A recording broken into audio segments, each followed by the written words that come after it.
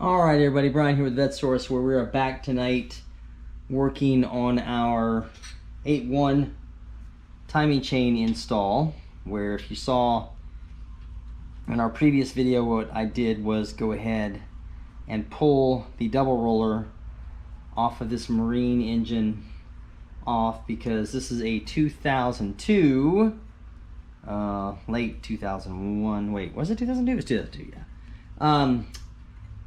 8.1 crate engine that we're going to be installing in our 04 Yukon XL 2500, which is an 8.1 with a blown up motor, that we have to replace that motor on that car. So anyway, we had to go back to the passenger car single roller simply because the 02 and the 04 covers are different, and the cam sensor is even different, so it wouldn't fit. So I was test fitting this here earlier.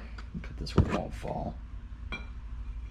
And tonight we're just going to go ahead and do the simple procedure of installing our new timing gears on here, on this. Now of course this is fairly simple stuff. It's not overly complex, but sometimes it's perplexing. Like this one here, the lower gear didn't want to come off that easy, but I actually bought a pretty good gear puller set for it, and that worked out. But basically all we got to do on a big block Chevy, even a small block Chevy, is once you get that lower gear off, you're going to put that new lower gear on, and it's pretty much a press fit. So what you've got is you want to make sure you've got something that's bigger than the snout of the camshaft, so that you can go ahead and pound this thing on the last little bit. So we're just gonna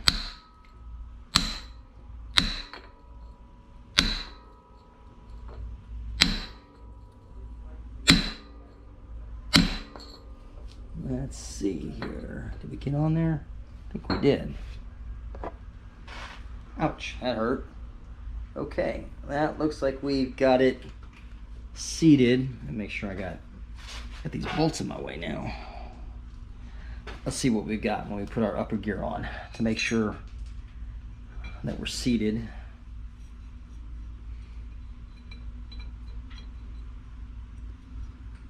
Okay. This one could come in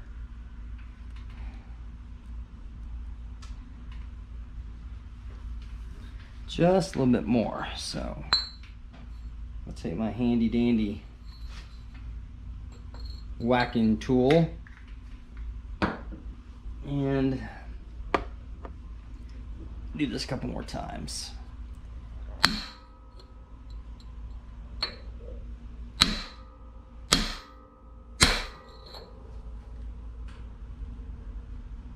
All right, there we go. Okay. Okay. Perfect. All right, so what we're going to do is, of course, this is a fairly low stress operation. We're just going to go ahead, drape that over there, get those lined up on the sprocket there,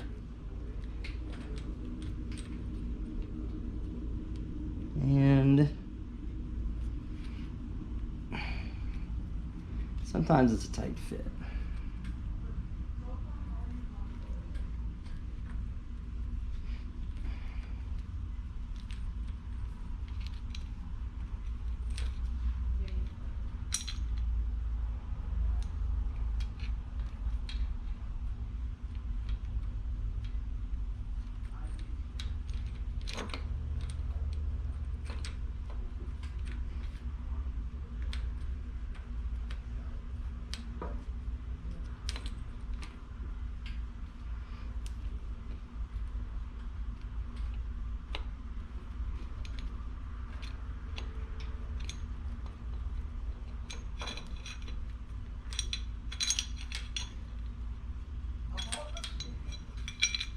This one's really being a tight fit.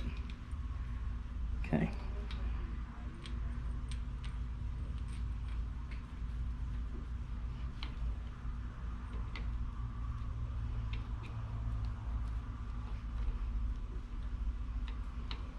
All one tooth.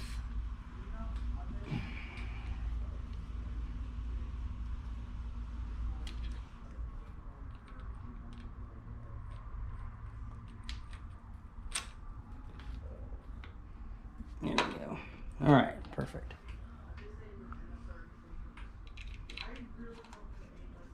All right, so once we get those started,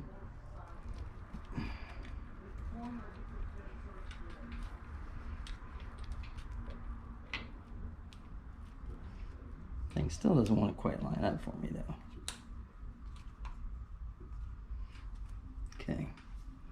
All right.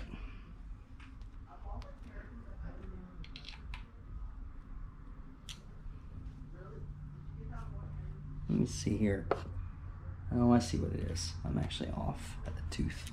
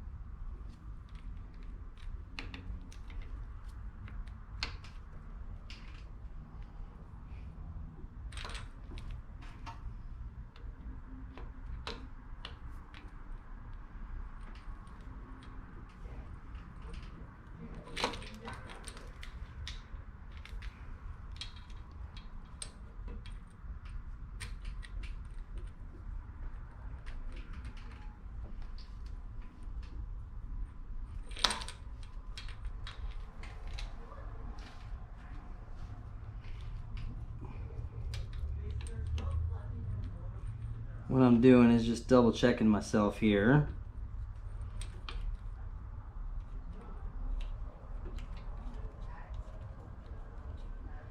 Okay, so this is where I need it to be, right there.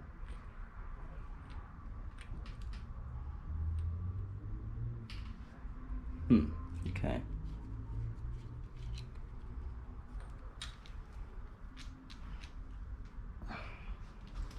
Usually these are not so bothersome.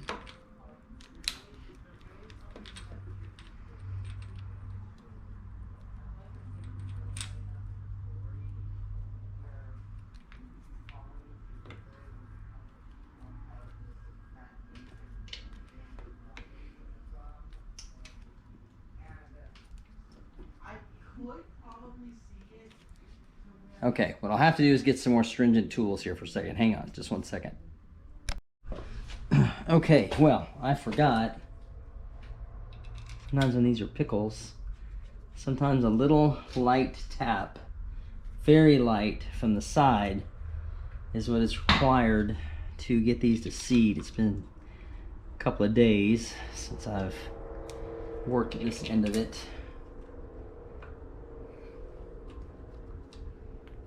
So you can see here,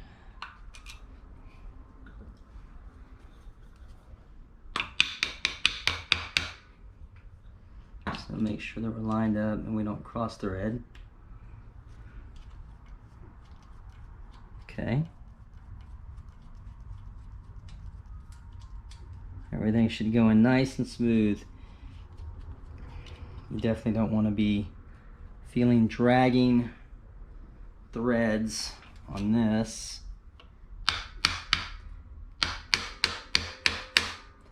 I'm just doing this real light.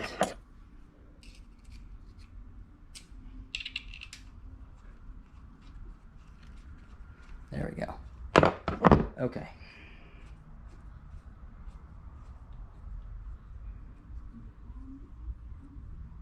And of course we're going to do this to torque standards here in a bit. I'm just tightening down to make sure that I've got the look that I'm wanting. and it looks proper. Everything looks clearance wise where it's supposed to be, and of course I picked up my 1/2 inch instead of my 13mm, so I'm paying for that. Even though they're very similar, they're just enough different to where you'll notice when you're trying to tighten stuff or grab the head of the bolt.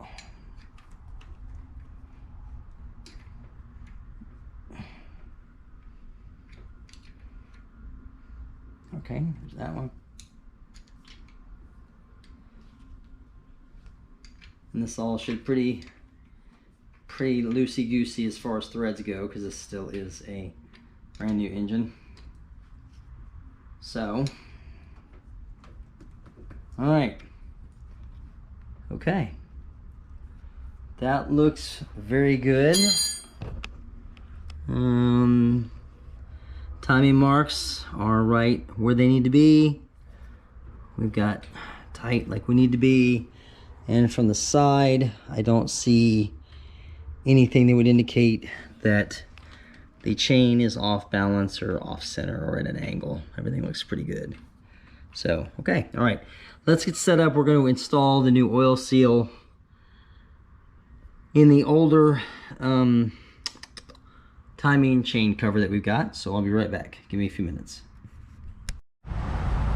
Okay, we're back with the second part of our install of our timing chain. Now what we're doing real quick today is we're going to go ahead and prep the timing chain cover for reinstallation. We've already installed our crank gear, camshaft gear in that previous segment I did, so now what we're going to do real quick is get this back together.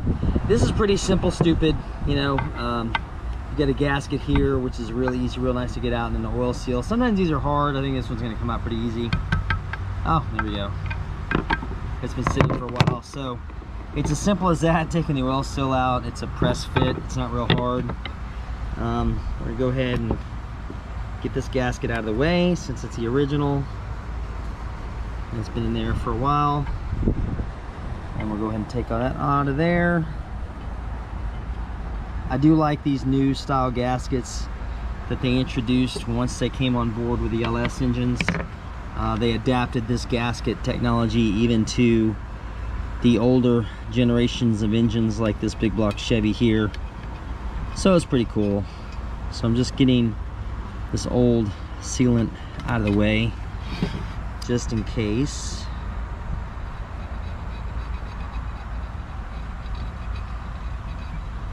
And not that much there. Just to clean it up a little bit so we don't get any gasket leaks on it.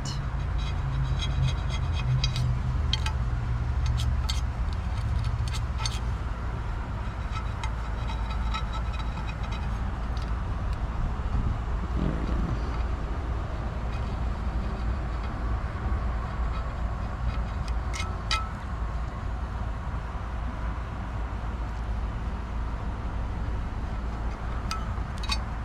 Okay. Alright, so we will go ahead. Actually, what we'll do, move that back so you guys can see what I'm doing here. The new oil seal goes in very, very easy, low stress, pretty much. A little bit of oil in a cup. I do like this fancy little installation tool that comes with it now, which makes it a lot easier.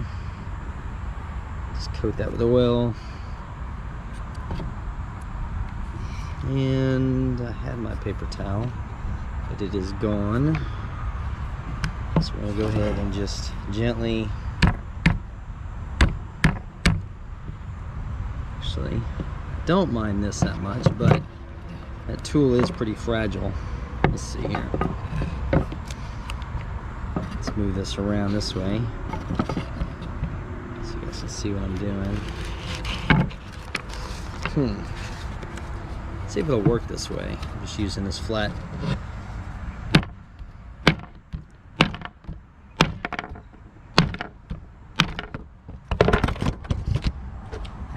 As I hammer the camera out of the way, Okay, so that did get it started there.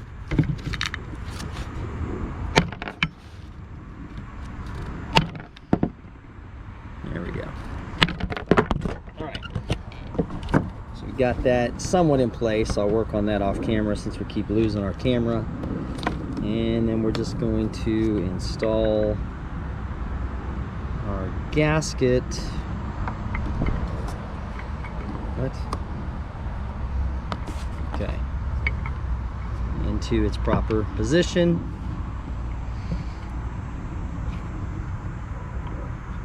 Which I don't have in its proper position. It's got to be this way. There we go.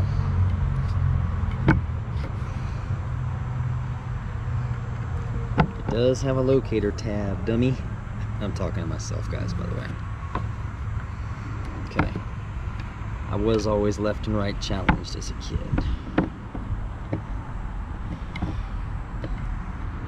Okay.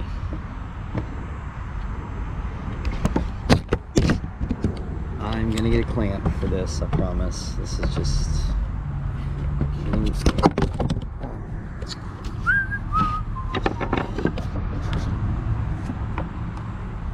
Okay.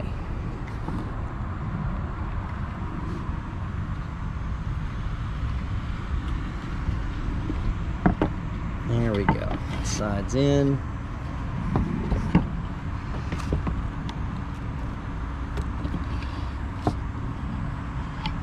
I don't know why this side wants to be such a pickle.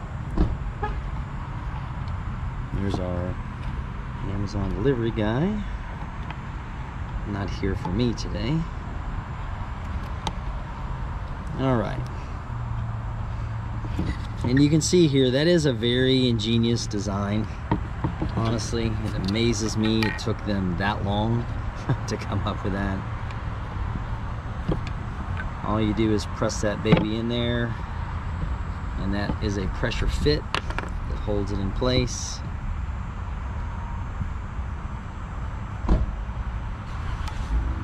And then we're done. No, wait. Let's go ahead and put our sensor back in.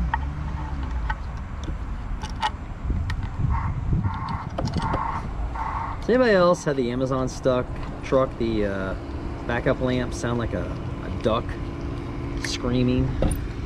It's kind of funny. They never seem to work right. Either that or that's the way they're supposed to sound. I don't know. Maybe I'm missing something. Okay. And of course I see that I'm doing this off camera. So we've got the sensor back in. Got the new gasket in. I'm going to press this in just a little bit more. I'm going to tap that off camera just a little bit to get that squared up on the outside, but you can see how that goes. So nothing too stressful. Okay, that one's done. I should have left that out. Okay, this is a problematic video today. I'm gonna leave this out until I get that hammered into place completely. So we'll do it then. All right, so that's gonna wrap this section up. I'll be back in a minute. We will install this on the engine, and then we're gonna be pretty much ready to go. I'll be right back, guys. Okay, time to finish up our timing chain install. Like I said, we've got our cover install. We've got our chain there. We've got our cover ready to go. Let me grab my tool over here. Okay, there's our oil pan ready to be installed back again after we get this in. So this is going to be fairly simple stuff here. Nothing too complicated. Again, these are definitely well put together, or their assembly techniques got really good by the end of these going in. So all we're going to do right now,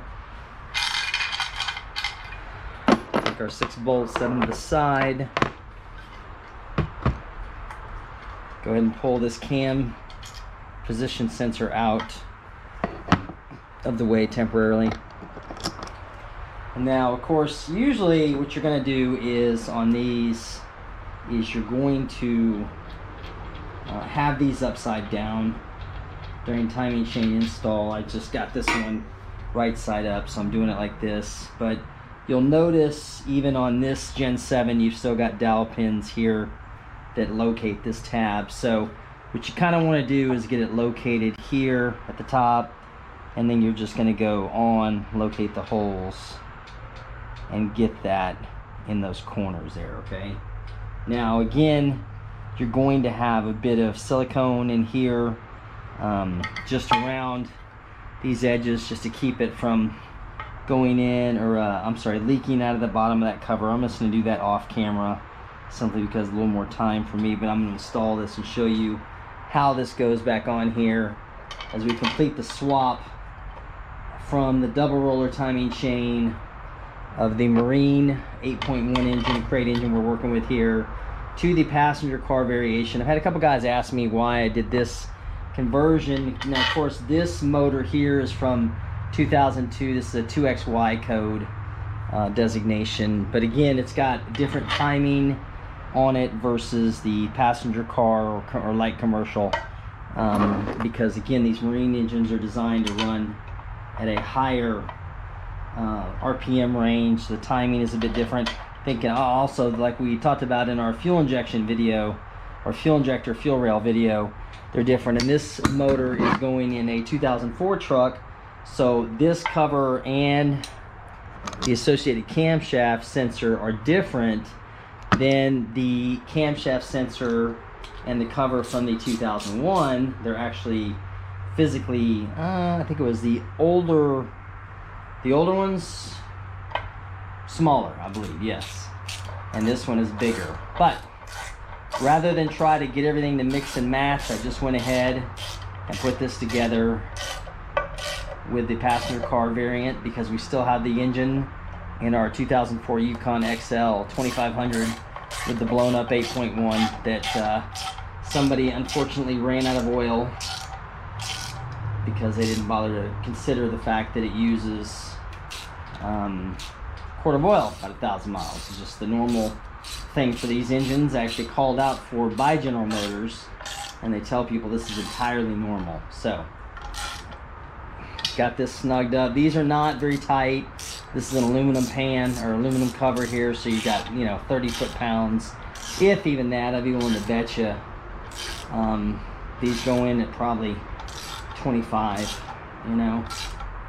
And again, I like to test fit everything anyway before I get it in, just that way I can see what's going on and whether or not, because I think that one felt like that bolt was stripped, but I will check that again once we're off camera and I go back in and redo my final steps. Yeah, so nothing too crazy here. Like I said, you just don't want to go get silly with it. And of course, my final pass, I will make this with the torque wrench so that we know we're staying within boundaries. Okay, and we're going to fit our sensor. Of course, with a bolt the correct way, that will help. Okay.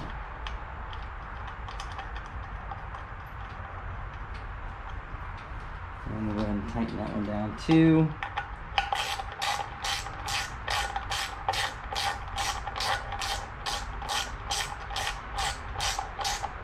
All right, so looking pretty good.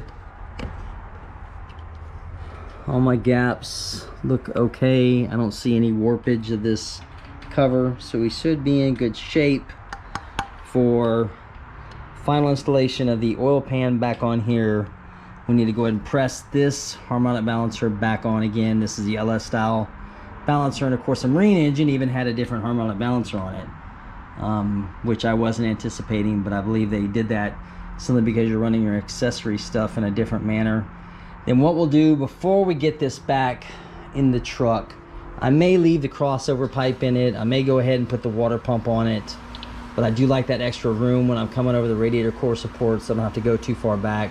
So I actually may leave this off. So we're getting ready, we're almost there. What we will do though is we will change out this oil fill tube, because for some odd reason on the Marine motor it's straight versus curved like on, there we go, like on the passenger car motors. Yet another interesting thing. So you could say, yeah, leave that on there, but the problem is the throttle body won't fit on there from the truck with that on there, so yet another thing to change. But we're close, guys, we're really close. So that's gonna wrap up this video. Check back with me soon. I should have another video out in this one, hopefully within the next couple weeks. Of course, I'm slow going because I've always got a lot of things going on. But we're going to try to get this one in the truck as quickly as possible so we can start buttoning it up and fire it back up again and get it back on the road. So thanks for watching again, guys, and I'll check back with you next time. See you then.